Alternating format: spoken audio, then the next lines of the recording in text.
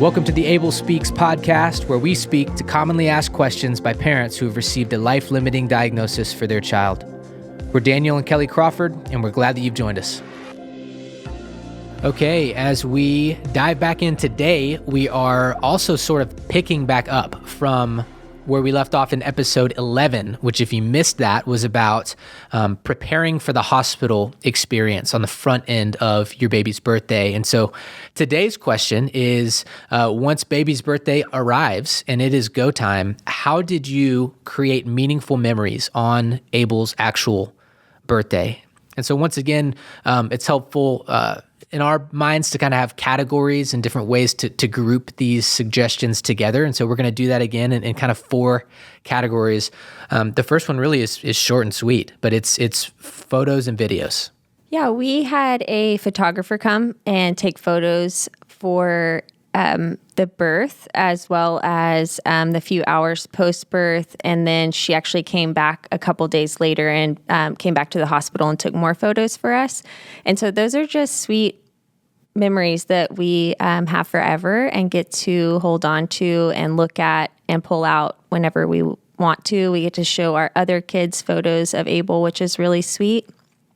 One thing I would say is we took photos on or videos on our iPhone, but we didn't take enough videos, I don't think. You can never have enough videos to get to see your baby moving around, making noises and sounds, and interacting with them. And so I wish we would have done more video. Sure. And even if your story is such where a live birth is not part of your baby's story, there's still something powerful and something beautiful about just reliving in living color kind of those real-time moments of getting to hold and getting to meet and getting to cherish your child. And so can't say enough. It's the number one thing that, as we kind of polled the audience as well, that comes back is just, man, take as many pictures, capture as many videos as you possibly can to just really document that day. And so one last thing on that too, I think sometimes if the baby is not born alive, I think people can feel really awkward or unsure about taking photos. And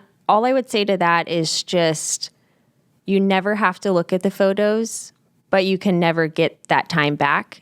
And so going ahead and taking the photos so that if and when you ever do want to look at them, you can, versus regretting not having them. Sure. Would be our recommendation. Yeah, and I would just also say some of the most beautiful photos we've seen from families are babies that in the photo, they just appear to be, because they are, peacefully sleeping. And so don't let that necessarily be a hang up or a fear or something that you have to dread, because it really can be just as powerful, just as meaningful. And so second category is just thinking in terms of keepsakes and things specifically associated and attached to our child that we can try and hang on to.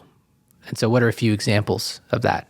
We tried to keep this simple, I would say, so you don't have to overthink it, but we took prints of Abel's hands and feet, which are just sweet things to get to have around our home, as well as what we mentioned on episode 11, which are outfits and beanies. And we have these cute little socks that he wore that we love and still have our younger kiddos wear. So those are just pretty tangible ones. Some things that we did not do that I wish we would have done was collect a lock of his hair. We didn't do that. And I've seen a lot of families do that in a shadow box or save it in some form or fashion. One other thing I wish that we would have done was save some breast milk. There's some really cool companies that create really beautiful jewelry from hair, breast milk, ashes, different things like that. And so those were things that we didn't save that I wish that we would have.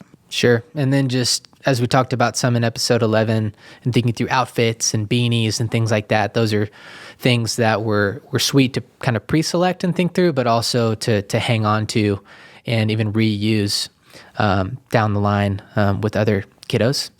And so the third category, after photos and videos and then keepsake items, the third category is just meaningful activities, things to do with your child on their birthday. We didn't prepare a ton for this category. A lot of these things just kind of happen naturally, but things that we did do that were really meaningful were we were able to give Abel a bath, which was a really sweet opportunity while we were in the hospital. We were also able to feed him, which are just normal parental activities that as you have a child with a life-limiting diagnosis, you just never know if that's going to be an opportunity that you get. So that was something that was a really sweet thing that we got to do. Other things were just listening to meaningful music, which we mentioned in episode 11. But anytime we hear those songs that were on that playlist come up, even to this day, they always take us right back to that day that we were in the hospital with him. So those are just meaningful things that we did. Other things that we've seen people do is read to their kiddos. Prayer was a big part of our story as well in the hospital. We had friends praying for us. We had family praying for us. We had our nurses praying at different times, which was really sweet, as well as some people like to visit the chapel at the hospital or take their baby outside. Just to know that your child got to experience sunshine is such a sweet gift and such a small thing, but something that you never know is going to get to be a part of their story. Yep. So photos and videos, keepsake items, meaningful activities, and then lastly, just thinking through people. Just how do we want to incorporate and direct the loved ones in our life in the hospital? This is one that we did do a little prep on the front end, which was we just communicated to friends and family. We don't know if we're going to want people to come into the hospital room or not. And so we just tried to be flexible and open-handed with that.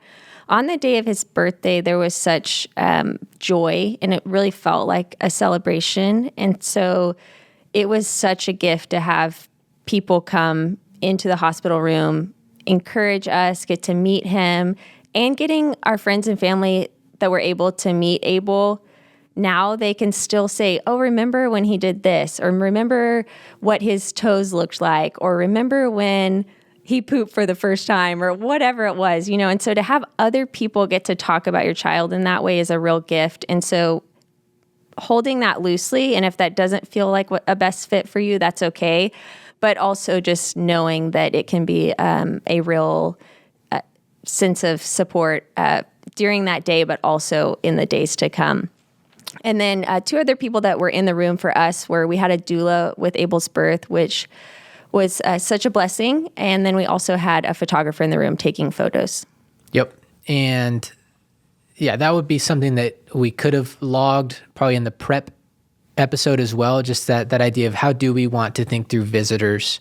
And you don't have to figure it all out. You also have total freedom to adapt and adjust and change. But that is something to figure out. And even the idea of maybe establishing a point person to kind of be the chief correspondent that can then keep other people updated. And as far as when it's a good time, and they could be the ones kind of ushering, hey, why don't you guys come in for a little bit? All right, hey, I think it's time to head out, and we're going to let the next kind of crew come in and just kind of help direct traffic in that regard. And so some of those things that we did touch on in this episode, things like photography, things like having a birth doula, hand and feet molds is even something that recently through Cowtown Clay in Fort Worth, who are wonderful, that we're starting to send to families. All of these are services that we provide to families for free. And so again, check us out online or on Instagram, and we'd love to help you make your child's birthday as memorable and as meaningful as possible. And so thanks for tuning in. We hope this has served you well, and we hope to catch you next time on the Abel Speaks podcast. Hey friends, thanks for listening in. We hope this content has been helpful. At Abel Speaks, we exist to support families who have chosen to carry a child with a life-limiting diagnosis, and we want you to know that the foundation of that support is rooted in relationships. And so if you're a parent in this circumstance, then by all means continue listening in, but we'd really encourage you to reach out by sending an email to support@abelspeaks.org. Again, our heartfelt prayer is that this episode has served you in some way, and that we might have the opportunity to serve you further in the future. The Abel Speaks podcast is produced by the team at Tarno & Company and mixed and edited by the team at Sound of a Rose.